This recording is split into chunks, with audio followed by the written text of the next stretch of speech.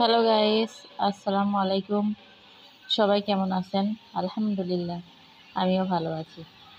তো চলে আসলাম আপনাদের মাঝে একটি সুন্দর ভিডিও নিয়ে।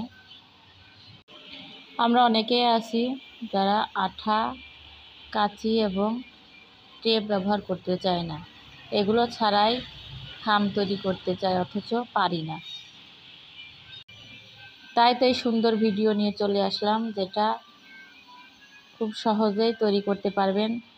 আঠা, কেচি এবং টেপ ব্যবহার করা লাগবে না, বা এটার কোনো ঝামেলাই থাকবে না।